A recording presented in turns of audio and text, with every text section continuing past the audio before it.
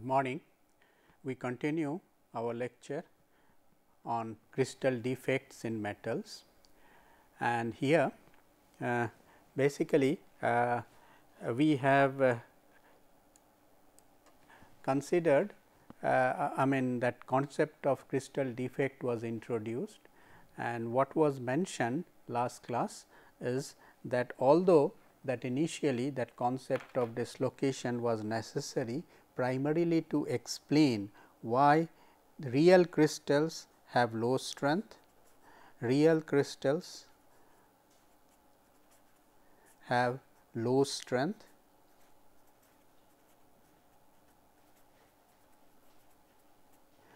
and also we have seen that too for homogeneous nucleation of dislocation, either homogeneous nucleation of dislocation in a crystal or to move or to plastically deform an ideal crystal, you need a very high order of strength. And Taylor introduced this concept the way back in 1930s. 1930s, I think this concept of dislocation was introduced by Taylor, but it was not until subsequently later, when there was a direct evidence of presence of crystal defects like dislocation. Now, one of the simplest way of looking at dislocation is a chemical, that H-pit technique. So, if you polish a metal and electropolish, and there are special etching techniques, and dislocations we know that they cannot either they will be endless, or if they have to end, they will end on a free surface. So, which is shown over here. So, suppose there is a dislocation in a solid, it cannot end, it can be a endless loop within, but if it intersect, but it can intersect a surface. This is the end point of a dislocation. Now, depending on the nature of this dislocation, so there will be lattice disturbances here. So, there will be one kind of lattice disturbance in case of an edge dislocation, another kind in case of a screw dislocation. And when you a polished surface, when it is chemically etched, this is where the atoms are in excited state. You can see the higher energy state. So, here the dissolution rate will be more. So, it is possible to this portion will be attacked more than the rest, and this develops a pit, and pit has a certain geometry, and depending on and similarly this pit along a screw dislocation will have another geometry. And in fact, when you look at that microstructure, look under under a microscope, you may see that these are the grains, and within the grains this type of pits have developed, and they can have different shapes depending on what is this plane, what is the crystallographic orientation of the plane, and how is the dislocation oriented with respect to this plane. Now, rate of dissolution is actually a function of local strain field, local solute concentration, and plane geometry. So, this has been one of the earliest proof, but still it was not a very direct evidence. And later on, when electron transmission electron microscopy techniques were perfected and developed, and sometime in 50s and early 60s, there have been lot of work has been done, which showed conclusively direct evidence of presence of crystal defects like dislocations in crystals. And seen in transmission electron microscope, you examine a thin foil. Suppose this is a thin foil, and here I am visualizing, let us visualize, these are the regular these atom planes which are arranged, and this is an edge dislocation. This simulates a pictorial representation of an edge dislocation.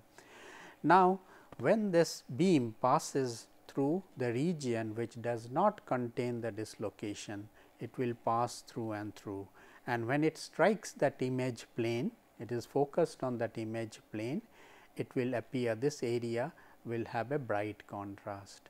Whereas, look at what happens when this beam passes through the region where there is local lattice disturbance, something like this. It falls on this plane and it gets diffracted.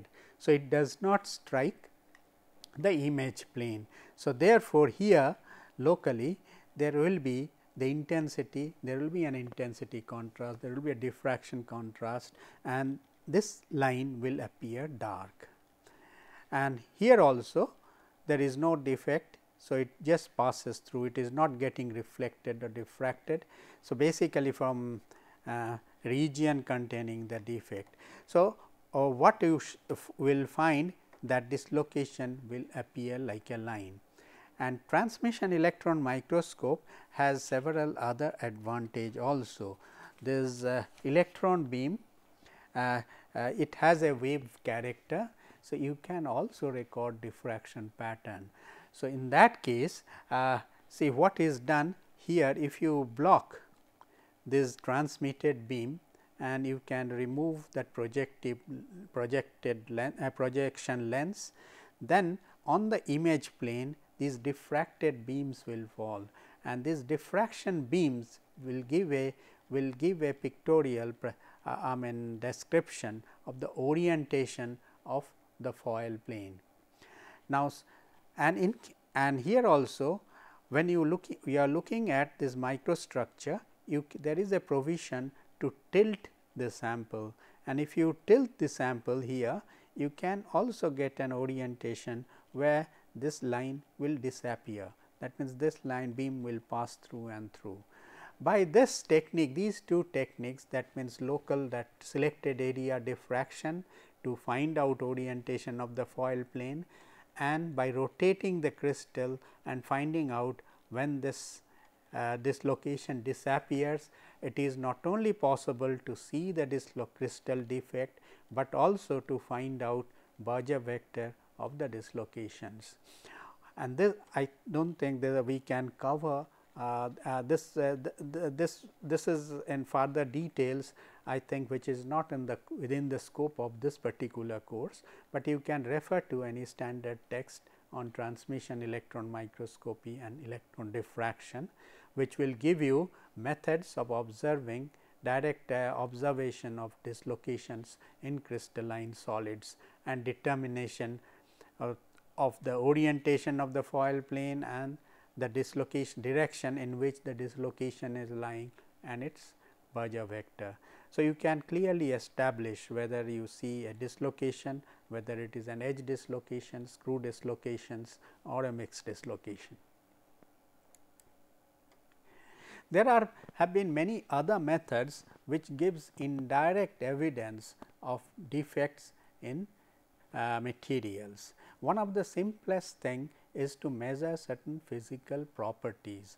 Say, like one of the physical property is that you can measure resistivity. Now, resistivity, we know that if you increase the vacancy concentration, you can visualize it like this.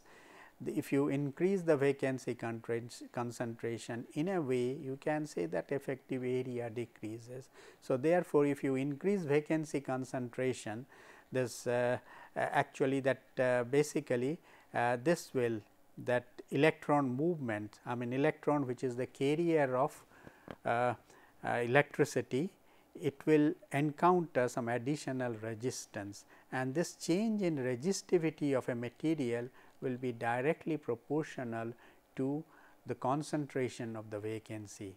So, NV is the number of vacancy and rho V is the change in, this represents the change in resistivity when you introduce one vacancy in the lattice.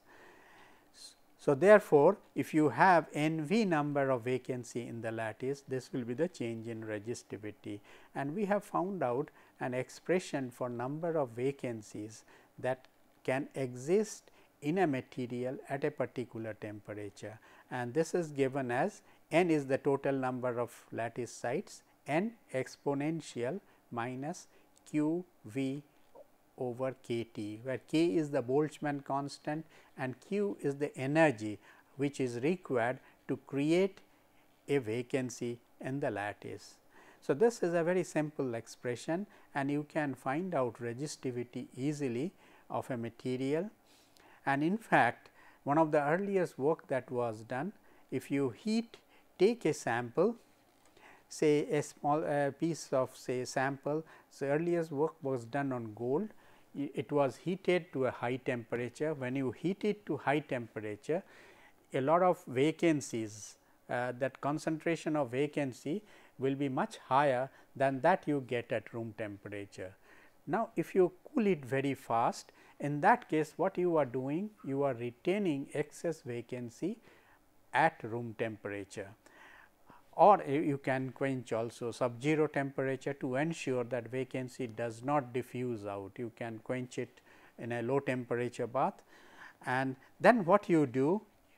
You measure the vacancy or measure the resistivity of the material at 0 degree centigrade. So, you can now have a set of data by heating gold to different temperature, quenching to a sub-zero temperature and measuring the resistivity at a constant temperature, say 0 degree centigrade.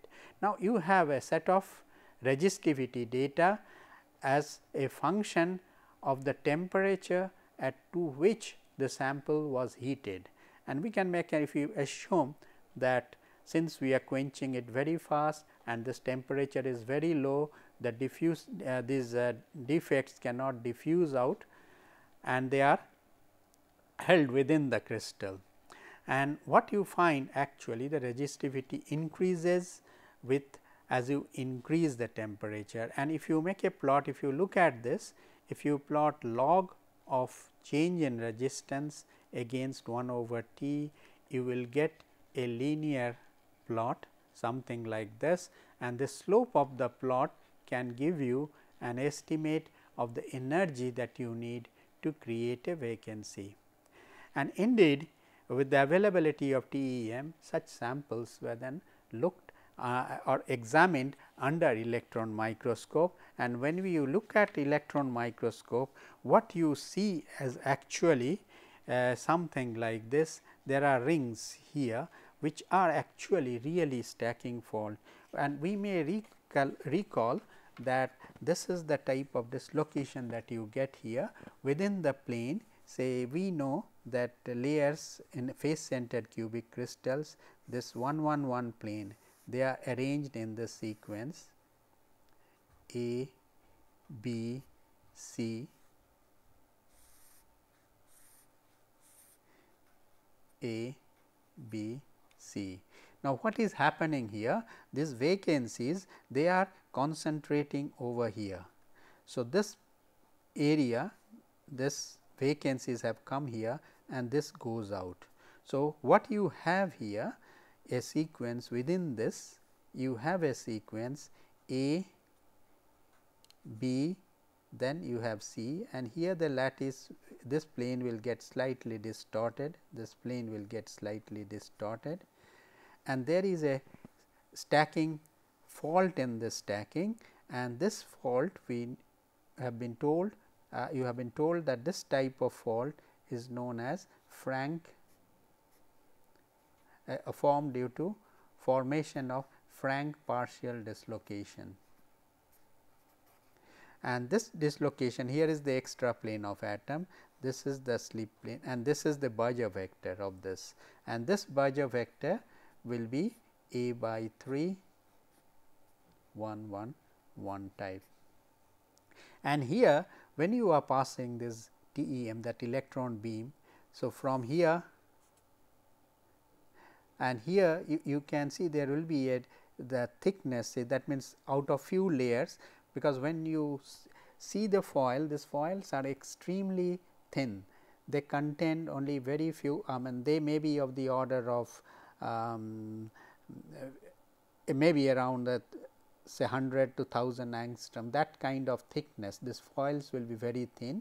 And here you can clearly see that when this passes through this line here, so these planes are distorted like this gets diffracted out.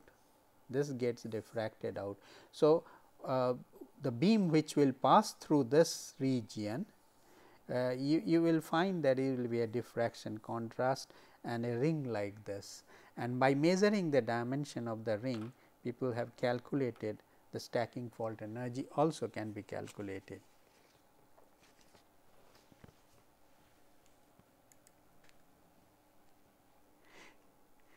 Now, we are talking about surface defects, and the first surface defect in terms of the dislocation concept that was introduced was the stacking fault, and stacking faults also can be seen easily under the microscope, and one example has just been cited. Now, but one of the simplest surface defect that we know of, and you can see these defects under optical microscope, these are grain boundary. We know that metals are made up of, when you look at the microstructure of a metal, actually what you see is several grains, they are oriented randomly, say something like this, you see these grains, another grain, this is how the microstructure may look like. So, these grains each may have different orientation, this will be the appearance of that microstructure. Now, point is this is the boundary. Now, this boundary, two things, this boundary it is on the microscope, and the microscope what we see is a line, but in reality it is a surface. Now, this surface may be bent like this or be bent like this, and that will depend on the shape of these grains. Shape of, it will depend on the shape of the neighboring grain, it will also depend on the orientation of the grain, shape and orientation of the grain. And we can easily visualize if these crystals are randomly oriented, this atomic structure, the way the atoms are arranged on this grain boundary, this will be very difficult to visualize. Of course, so in a way what we can say that this boundary, although we see this easily, but its structure is extremely difficult to visualize what will be the nature. Now, let us take up a case, this is pictorially what I am representing. So, this is one grain, this is the another grain, and we very often will find that these grains, these atoms, there may not be any match, they will be randomly oriented, like here there is an atom here, there is an atom here. So, there is no no exact that crystallographic match over here, and in this case what happens, you can see this boundary easily, because along the boundary there is some amount of disorder, within the grain there is some crystalline order is there, atoms are arranged in a periodic fashion, here also atoms are arranged in a periodic fashion, but this arrangement there is no definite arrangement near the grain boundary. So, definitely this surface is a distinct surface, and there will be some amount of energy associated with it. One of the easiest way of measuring or having an idea about the grain boundary energy is to heat etch. Say suppose if you take a polished sample say and you heat it, this grain boundary area it will form a groove by heat etching, and if you can take a section through the grain boundary, it is possible to measure the angle. Now, this is the free surface of that grain, this is the free surface of the grain. There have been some attempt to measure that, this is known, this gamma maybe from we can get a very rough estimate of gamma is from the strength of the material, and so this is, suppose this is known. Now, what happens if you resolve this stress here? So, if you resolve, so one component which is horizontal component, this will be gamma s sin theta over 2, and this also will be of similar magnitude in opposite direction. So, this horizontal component will cancel each other, but the vertical component they will add up together. So, that is why, and there will be an equilibrium between these forces, and so that grain boundary energy will be something given by this. And it has been found that usually this free surface energy, which is rather high, this is of the order of 1.5 joule per meter square for certain for many materials. This may be of this order, and in that case this grain boundary energy, that angle, it depends on the angle, and roughly we will take it, this will be 1/3 of this. So, around 0.5 joule per meter square. Now, compared to this coherent boundary, like coherent boundary, one coherent boundary we looked at is stacking fault energy. So, across the stacking fault, that atoms, and there is some regularity, maybe that stacking sequence is disturbed, but still there is a regularity in the lattice, and so that energy, on either side there is a perfect crystal to lattice matching is there. So, this boundary is a coherent boundary. Similarly, twin boundary, the twin plane around that also they are perfectly coherent. Now, this coherent boundary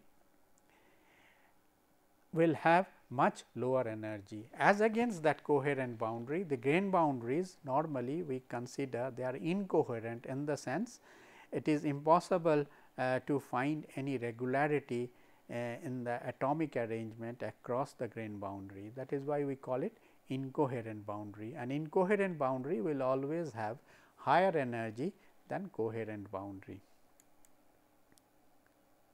Now, let us look at how these boundaries can form, or what are the different types of boundary. One extreme case that we looked at is a stacking fault energy. That stacking fault is one boundary which is perfectly coherent. Now, are there any other coherent boundary?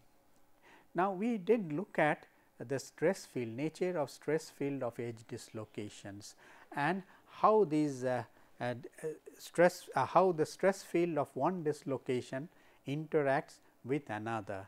And we have found out, if you have a dislocation over here, another dislocation somewhere here, in that case this dislocation will experience a force, and the direction and magnitude of the force will depend on the distance between the two and also their location. Like here, if it is located over here, you will find that there will be a climb force acting on this, which can help it to climb, that dislocation to climb, and there will also be a repulsive force which will try to push this dislocation further apart. But if you have a dislocation over here, in that case, true, it will have a climb force acting plus another force of attraction which will try to bring it somewhere here, and this is a place which is a position of equilibrium. So, if you disturb it from this position, move the dislocation slightly this way, there will be a restoring force which will try to bring it back. So, this is a very stable configuration. In fact, such a configuration is actually found in many crystals, and particularly in anneal crystals you do find in this kind of dislocation arrange, say which has been a piece of metal which has been deformed and given some amount of thermal activation, you do find this kind of arrangement. And this is, so pictorially you can visualize this, you have this dislocation here, another dislocation above it, another above it, and when you arrange this dislocation like this, several of these, then obviously you are going to form a tilt boundary. That is, two part of the crystal will get tilted, they will get tilted, and there will be the rotation, and the energy of this boundary is very easy to calculate. how will you calculate this boundary energy? Say suppose you can think about that dislocation, it has an unit length, and we know that each dislocation has certain amount of elastic energy. So, we can know, say suppose within this volume there is only one dislocations, and then so this particular area, what we can say with this area, this length and perpendicular to the plane of this drawing, say this is the boundary which is perpendicular to the plane of the drawing. So, it is possible to calculate the stored energy per unit area of the boundary. So, now for that first step that you need to do, what is the distance between the two dislocation. Now, this distance between the two dislocation, it is very easy to find out. Say the two dislocations, if so basically if you have one dislocation, there will be a displacement in this direction. So, if you have one dislocation, the displacement is b and b over h is the angle. So, basically, so roughly what we can say, if there are two dislocations, if there are these two two dislocations, they will be pushed apart by a slip vector b, and so therefore, obviously you can calculate this displace that angular rotation. This will be this b over h. And now, it is very easy to calculate this elastic energy of this dislocation, which is shown here. What you do is you try and find out that we have just seen that theta is equal to b over d. Now, we know that elastic energy of this dislocation is actually made up of two components. It is the core energy plus that elastic energy surrounding the dislocation. If you have a dislocation here surrounding this zone, you have that because of the elastic stress field, that energy. Now, this expression has already been derived and which is shown over here. And here if we assume that this core is of the order of the dimension of the core is of the order of the Berger vector, in that case core energy will be this is the part which is giving the core energy, this times this is the energy of the dislocation core, and this is the elastic stored energy for this dislocation. And what will be the size? The dimension will be the distance between the two dislocation, this distance between the two dislocation d over here. Now, this d, you take d by 2 here, d by 2 here. So, this is the one, and imagine the perpendicular, imagine that perpendicular to the plane is the boundary. In that case, the energy is given by this, and here you can substitute the value of d. So, d is b over theta. So, if you substitute b over theta, so you get 1 over theta, and r 0 is equal to b if you assume, then you get this expression. So, therefore, here you can, so this is the energy per unit length of the dislocation. Now, you have to multiply by this by this distance. So, if you multiply this, then you get this energy per unit area of this boundary will be equal to theta this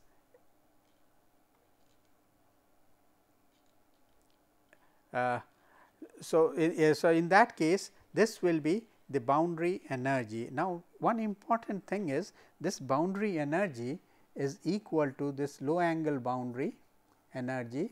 It is proportional to, therefore, that mismatch, that orientation mismatch, that 1 minus ln theta. So, this is a function of theta. As you can clearly see, if the theta is 0, then energy of the boundary, I mean it will be 0, but as theta increases, then you can say that energy, boundary energy will increase, and always we think about low angle boundary where that mismatch is of a very low, maybe maximum of the order of 5 and 10 degree around that. But if you extend, if you assume that it extends beyond that, of course, there are a lot of approximations when in this derivation. It is possible to show that this energy, it increases with theta, but there will be a particular value beyond which it will start decreasing. If this is the relationship which you can show, that in this case if you differentiate this with theta and equate this to 0, you will find at a certain position this will be maximum. Of course, this will overestimate that value quite, because there is some built in assumptions in this derivation. Nevertheless, this type of concept, that low angle boundary, that does give you an idea how to estimate the boundary of energy of a grain boundary. Now, how can you visualize? Is there a way we can visualize or classify the grain boundary according to the orientation of the grains and the surface on which they meet? There have been several attempts, and one very simple attempt is what they try to do. They visualize two crystals. Say if you visualize one crystal here, and this is another crystal which is side by side, which forms a boundary. Now, point is, if you extend, say suppose this is the boundary. Now, this is the atomic arrangement here is like this. Now, if you extend this structure even beyond the boundary, so that means this is an hypothetical construction, even beyond the boundary, you make this type of construction beyond the boundary, which is basically is a totally hypothetical construction. In the same way, you can also extend this boundary as well. This also you can extend beyond this.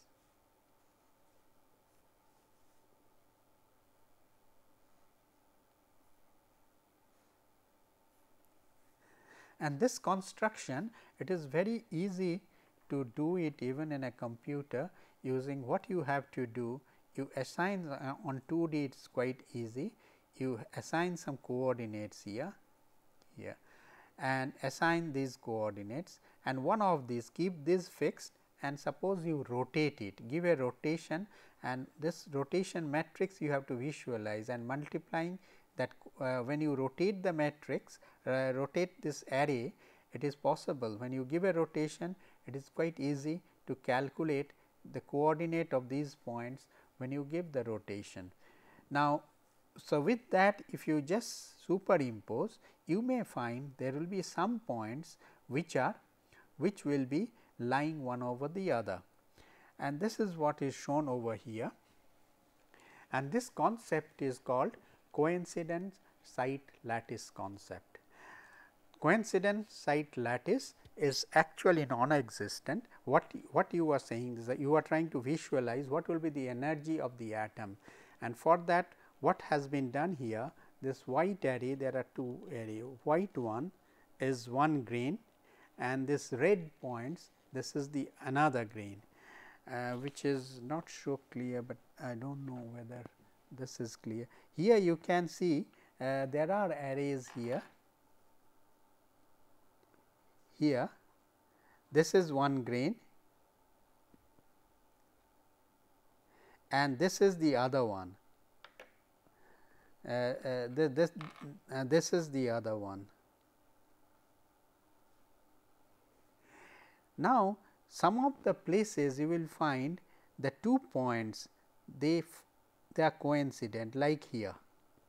Now, if you join these coincident point, in that case you generate that coincidence lattice, which is actually something like this. So, if you have certain case where these points both are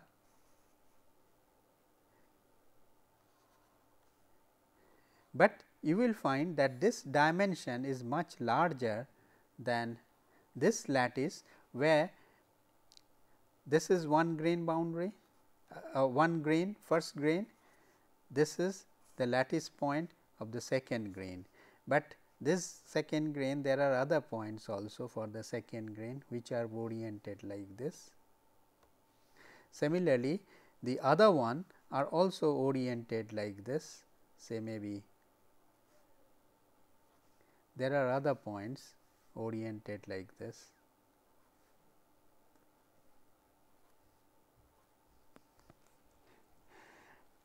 And in that case, what you can find out? You can find out dimension of this coincidence lattice. So, this is the planar dimension, and in this particular example what I have taken here, there have been the 2 simple cubic lattice. So, both are simple cubic structure and they are rotated by a particular angle, and this angle is 36.87. So, when you rotate by this angle, then you generate say certain points which are coincident, and you can measure this, and in this particular case the dimension of this is shown over here, this arrow. So, here one direction you get 1 lattice, another direction you get 2 lattice point. So, therefore, what you can say, this lattice dimension is from here to here. So, this is the coincidence lattice. So, this dimension is much larger than this dimension. So, this is 1 unit here, 2 unit this side. So, you can therefore calculate this diagonal, and which is shown over here, it is root over a square plus 2 a whole square. So, 4 a square. So, basically, and then you can calculate the volume of this coincident site lattice, then perpendicular direction, that atomic distance is still a, because that is we are not disturbing, it is only a 2D construction, because boundary it is 2D. So, basically, so with this is where we can calculate the volume of the coincident site lattice and divide it by the volume of the normal lattice, which is a cube. So, you get 5. So, this we define a term called sigma. So, sigma is basically is a ratio of the volume of coincident site lattice unit cell over volume of normal unit cell. In this case, this comes out to be 5. So, usually if sigma is low, so basically if sigma is low means if sigma is 1 for low, in that case it is a low angle boundary. There is these boundaries are perfectly coherent, and it can be shown easily for twin boundary that sigma is equal to 3, and all boundaries which have lower sigma, low sigma, they have lower grain boundary energy. So, this is one way of visualizing or characterizing grain boundary, and it is interesting. I mean, this process of rotating the these 2 grains, giving a relative rotation, it is possible to generate different types of sigma boundaries, and usually the lower one are some of these which has been mentioned, but there can be many other which where the coincidence lattice sites they are much larger. So, obviously, they will have much higher energy.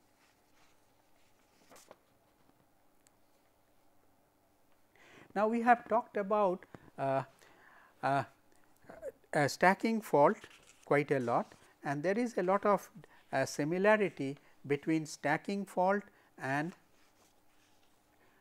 stacking fault and twin, and stacking fault energy is quite easily determined, and one way of estimating stacking fault energy is by measuring the distance of separation between the partial.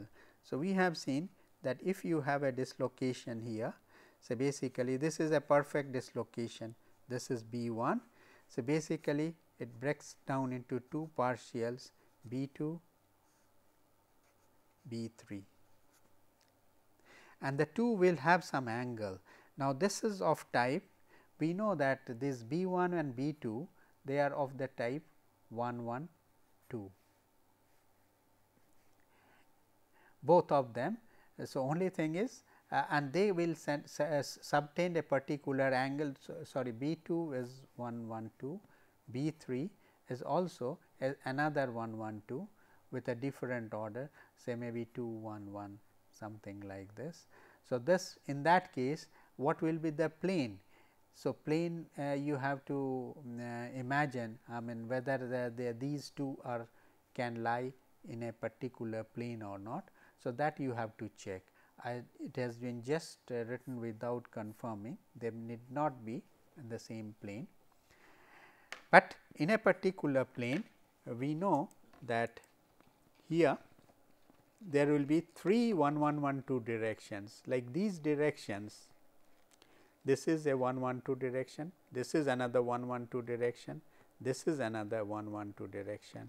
So, if you extend this and extend that, and this angle will be 60 degree, because these are each of these they are subtending equal angle in a plane. So, that angle is 120 degree, this angle is 120, but they are actually, if you extend this angle is 120, but you extend this angle is 60 degree. Now, the question comes up is it possible to measure this distance? Now, this will depend totally on the magnitude of the stacking fault energy. If this stacking fault energy is low, this d is large, and in that case possibly it can be seen with maybe within the resolving power of the microscope.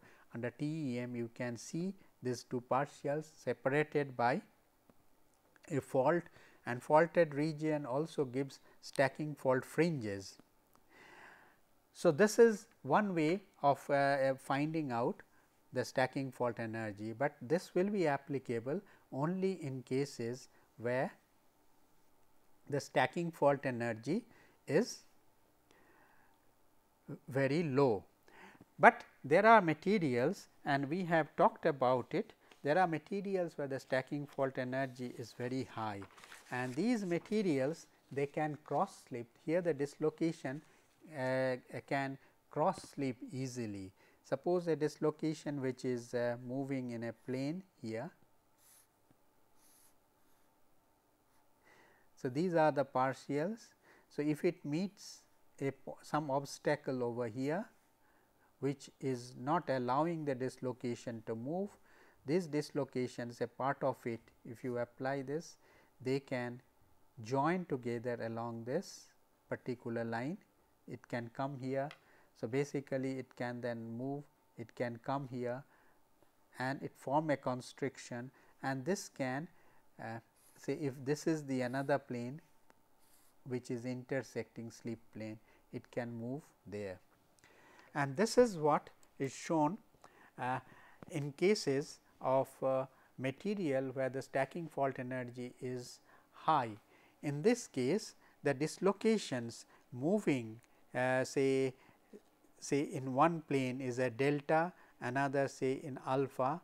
So, they can meet along the line BC, and they can intersect. There is one dislocation moving here with a Berger vector say DC, and this can intersect a dislocation moving here having Berger vector B c, and they can create a constriction, and when such constrictions are formed and rest of the part, these nodes are formed and rest of the part they split, that means they split on these planes. In that case you can generate this kind of dislocation networks, where these dislocation, these are nodes and these are partial dislocations, and here these partial dislocations basically they will try, there will be some force, repulsive force that will try to push them apart, plus depending on the energy that it will try to minimize that, it will,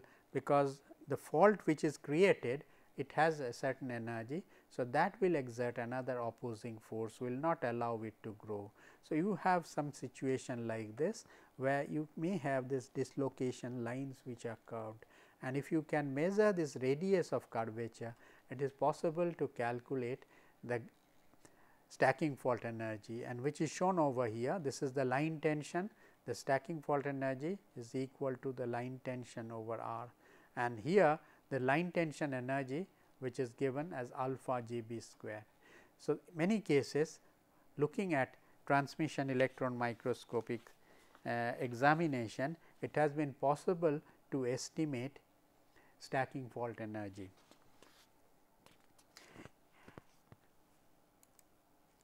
And now, let us now take up a case where in very often we have seen that experimental measurement of dislocation, we can also measure the dislocation density. Now, dislocation density means many times we define a term dislocation density, and usually it has been mentioned these dislocations they will intersect that plane, the top plane, let us say this is a perpendicular plane where these dislocations they are intersecting, and this is the number of these intersections, that means number of dislocations per unit area. This is the dislocation density. Now, in that case it is possible, if you know dislocation density, it is possible to relate it to the magnitude of shear strain, and which is shown here. If one dislocation moves from this end to that, that means if it moves a distance x 1, it creates a slip step of magnitude b. So, therefore, so this is b over so basically, so this is b, you create a b, but all dislocation may not move the distance x 1. So, that means it does not move from one end of the crystal to the other. It is quite likely dislocation will move a fraction of this distance, and suppose that distance a dislocation moves, we consider the dislocation ith dislocation. There are several dislocation. Let us consider a specific dislocation I, and that can move a distance delta I. Then the strain that it will generate will be delta I b over x 1. So, this will be the magnitude of the step that will be created, and if you divide by this distance x 2, then you will get the shear strain. So, actually what is happening? The shear happening means, how do you find out shear strain? Shear strain is this step, this is the step.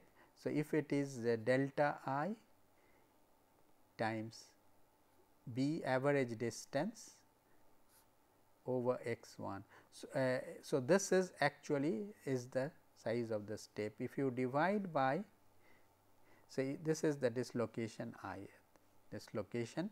So, therefore, if you divide this by x 2, so in that case gamma I comes out to be delta I b over x 1 x 2.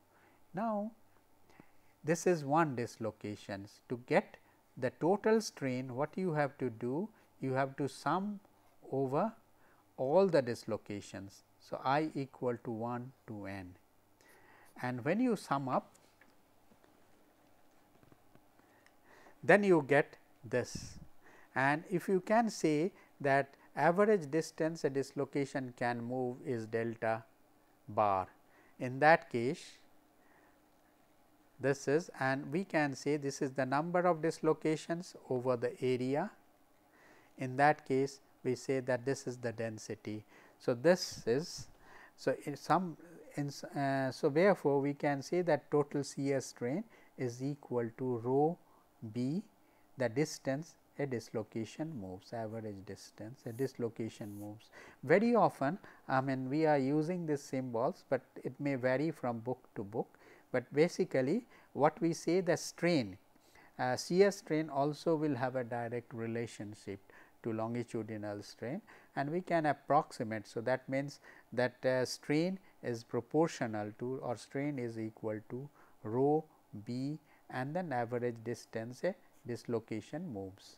And in that case, and if we say that strain rate, if we try and convert it into strain rate, in that case it will be, strain rate will be rho b then x dot. So, that is the velocity of the dislocation. This is the strain rate. Now, dislocations are always present, I mean, in the material, and they can form a network of dislocation, and you get a very stable network in cases where you have a high stacking fault energy and something like this. And in this case, it is quite easy to show that rho, we have seen this expression rho. So, you can visualize. So, these are the pin dislocation, they can act as Frank Reed source. The yield stress or shear stress at which deformation takes place will be this, and here L is the link length. And it is quite easy to show that dislocation density, this L is actually equal to 1 over root over this dislocation density. So, therefore, what we can say that tau, that yield stress is equal to G b root over rho. So, that means as the dislocation density increases, the shear strength of the material increases. Now, another important thing is to consider the movement of a dislocation in a periodic lattice, and we had made an approximate estimate in the sense that if you look at a lattice and if you try and introduce a dislocation, you will find the top part is under compression, bottom is under tension, and therefore, we said approximately to move in such cases, to move this top part you are doing a positive work and bottom you are doing a negative work. So, therefore, net work is 0. So, stress to move a dislocation in the lattice is nearly 0, but in fact, it is not so. Actually, you have to move the dislocation in a lattice where atoms are arranged periodically, which is shown over here. Therefore, you will be some additional friction force will be required to move the dislocation, and this is particularly shown over here. This dotted diagram is a perfect lattice, the no dislocation. Now, if you try an extra plane, you get these lattice lines, they get distorted, and this distortion persists over a length, and this length is called the width of the dislocation. Now, it is possible to show that this force or stress required to move this dislocation will depend on the width of the dislocation, and this has been done by actually Peierls and Burrow. They estimated with some approximation. That means, we use this particular approximation that while to calculate strength of an ideal crystal, we have seen that tau equal to G over twice pi sin 2 pi x over b. So, if you look at that shear stress, there are certain position of equilibrium at b by 2. So, when you displace it here, displace it slightly, you know, it is still try to come back, but when it goes close to this halfway, then you can say it is a stable configuration. So, with this basically, if you have to move that dislocation through this periodic lattice, you will get or experience an additional you have to overcome an additional force, and they have found out that this tau is equal to this. It depends exponentially on W. So, you can just substitute. So, basically this Peierls stress is proportional to exponential, this is width of dislocation over Berger vector. Now, this width, if you say that this width in particularly metallic crystals, they extend over several atomic distance, maybe 10 say it will be, say dislocation code itself sometime we take is a 5b. So, it may be little more, maybe 10 times that. So, if you substitute that, you will find extremely low, say suppose even if you substitute, let us say 5b is the dislocation width. In that case, if you say 5b, so e to the power minus 10 2 pi or pi times 10. So, 30 e to the power minus 30. So, that means this stress is extremely low. We finish our discussions or the lectures on crystal defects and how these defects affect material properties, and later on we will see there are few other interactions which we haven't considered, like how does the dislocation interact with point defects, because this also will be associated with how the defects can move in crystal, and maybe later stage how this dislocation at the vacancy and interstitial or solute atom can interact with dislocation. We will take up later when we consider strengthening mechanisms or methods or strength of alloys or actual materials. Thank you.